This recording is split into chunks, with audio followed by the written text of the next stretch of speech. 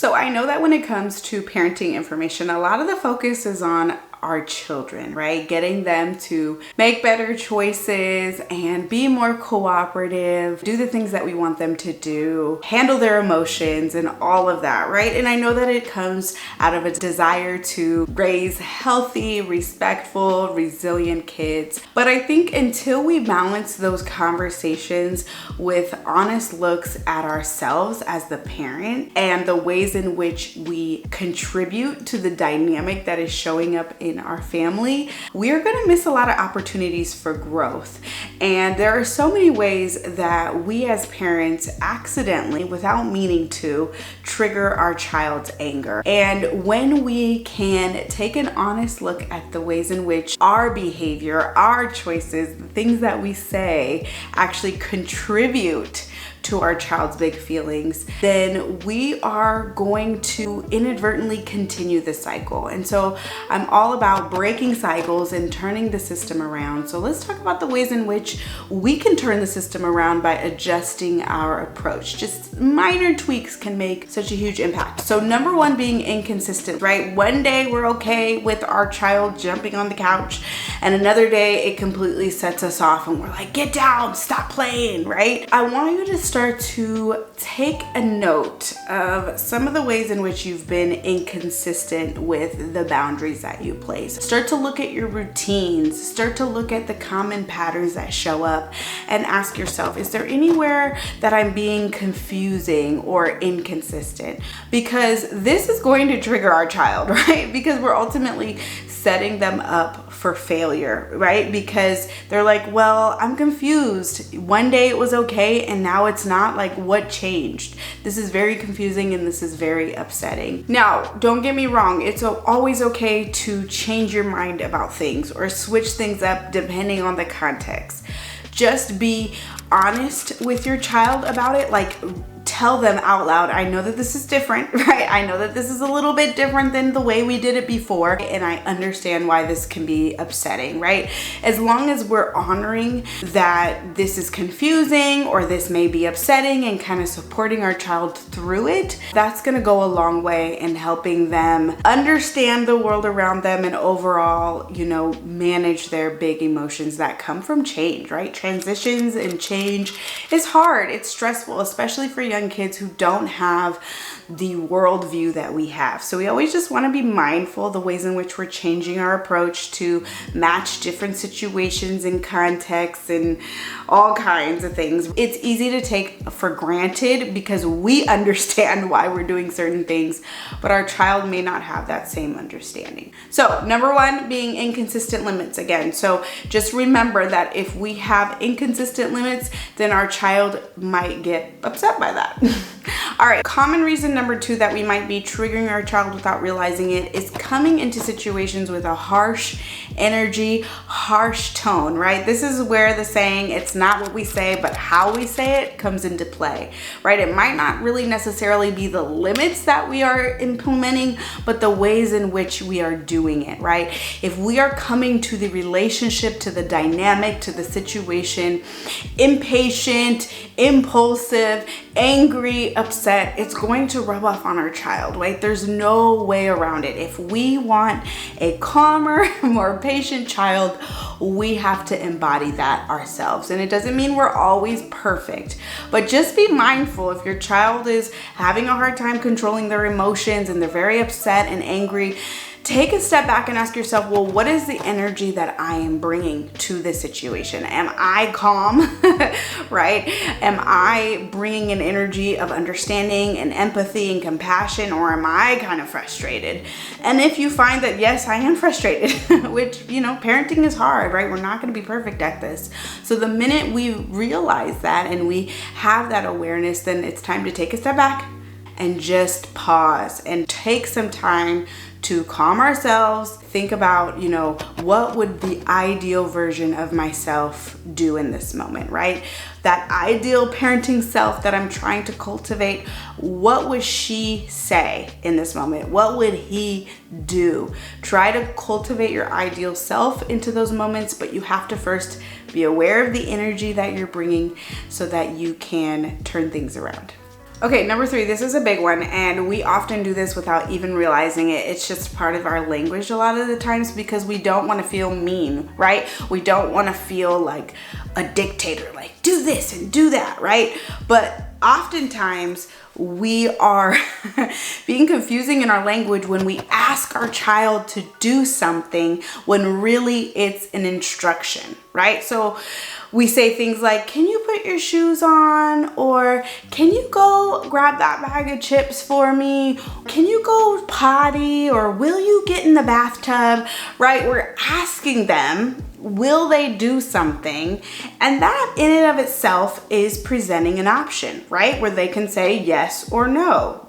Can you go grab me the chips? No, I'm busy right now, right? And so if it really is an option, then you can say it as an option. But if it's not, if you really need your child to do that in this moment, try to keep your language very specific and direct. Please go grab me the bag of chips, right? Or please put your shoes on. Please put that down and come over here, right? Whatever it is that you need your child to do in that moment, be very specific and just start with please. It's very clear from your child's perspective that is something that they need to do right now, right? Because if we present it as an option, it's very confusing and frustrating if they answer honestly and say, no, I'm tied up right now, right? No, thank you. And we're like, no, you need to do it right now. And then all of a sudden there's a tantrum. So before you go to give an instruction, check in with yourself. Is it imperative that my child does this right now? Is this a right now thing or can it wait? Okay, and if you've decided, nope, it is right now, I need them to go put on their shoes because we're headed out the door, then that's when you want to keep your language very clear and direct. And I talk about this in my free discipline workshop about how to essentially turn the system around where we're getting more cooperation and less chaos, right, and fussing, and how to be very clear and direct with our communication because our communication matters. It's a lot of the equation when it comes to gaining more cooperation. And then I also talk about how to implement consequences in a very clear and direct way. So if you want to check out that workshop, all you have to do is go to themomspsychologist.com/workshop. It's 100% free and it's about 45 minutes of training. So definitely check it out if you're looking for more help when it comes to positive discipline. Okay, reason number 4, you might be triggering your child without even realizing it, is choosing sides when it comes to sibling arguments. Arguably, the quickest way to spark sibling rivalry is to try to be the referee in their conflict, right? I'm gonna decide who's right and who's wrong, who's the victim, who's the aggressor, who needs to give back that toy, and blah, blah, blah, right? I'm going to fix your problem and I'm gonna dish out the consequence and I'm gonna control this process for you. That is the easiest way to spark sibling rivalry because, there's no way around it. Somebody is going to lose in that situation. It's not a win-win situation. Especially as your child is getting older, you want to serve as the moderator. You want to serve as their coach. Okay, I see your side. All right, I see your side. You want this. You also want that. Okay, let's see. How can we figure this out? Does anybody have any ideas, right? This does take a lot of time and it does take a lot of our energy as parents, but I want you to think of it as small investments that you're making into their ability to learn how to communicate and problem solve among each other, right? And the more that we teach them this skill, the less likely they're going to run to us for every little thing, right? Mommy, he won't give that back. She took my toy, or she did this, or he did that, right? They're more likely going to be able to solve their problems within themselves because they know how to communicate. They know how to problem solve. They know how to compromise. They have practice figuring out solutions to problems, so then they learn how to apply those same solutions to new problems, right? So if we are constantly being the one that's figuring it out and doing all the thinking for them and all the communicating for them, they are missing the step, right? And then again, it's going to spark sibling rivalry. It's going to spark big feelings because now they feel like things are unfair. So do your best, right? To always try to ask yourself, how can I be neutral in this conflict, right? How can I avoid picking sides, even though my brain wants to tell me, oh, she's wrong because she hit so-and-so, or he's wrong because he took the toy, right? How can I understand everybody's perspective, help my kids find a win-win solution? That is where you're gold. Number 5 reason why your child might be triggered by us and our dynamics is that we have fallen into a pattern of ignoring their cries for attention and connection, right? And I get it. We are all a lot of the times burnt out, especially when we have young kids. They demand a lot of our attention, a lot of our connection, and it never really feels like we're able to fill up their love cup, right? Because just when we turn around, they're asking for our attention, they're asking for something, they need help, they want something, right? The demands always feel endless. So we're not gonna get perfect at this, right? We're not gonna be perfect at meeting their bids for attention and connection, and our kids don't need perfect parents. But this is just a simple reminder that if your child is displaying problematic behavior, right? If they're getting angry, getting upset, having really big feelings, it's often a cry for more attention and connection, right? A lot of the times they're asking, do you see me? Do you hear me? Are my feelings important to you? Do I matter to you? And you might be like, well, of course you matter to me. And of course I love you, right? I'm just trying to do X, Y, and Z. Sometimes, you know, kids, they don't have the emotional maturity to be like, hey, mommy, will you give me attention? Or, hey, I'm really feeling upset about X, Y, Z, right? They're gonna show us with their behavior.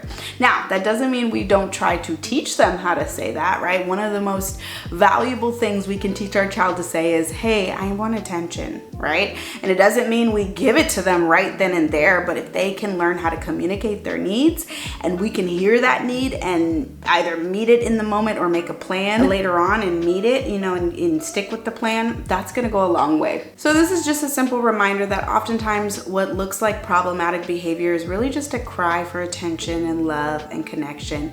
And we can easily miss that if we are rushing to punish them or ignore them or shut them down in any way. Here's the thing, I wanna wrap up this video by saying that we all mistakenly trigger our children, right? There is a level of conflict that happens in all relationships.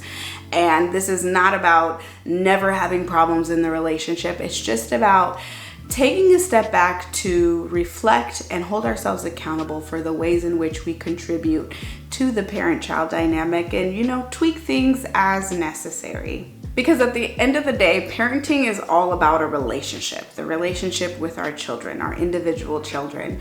And so as long as we are only focusing on them and the ways in which they don't measure up, then we are missing opportunities to hold ourselves accountable and thus see growth. So I hope that this video was helpful for you.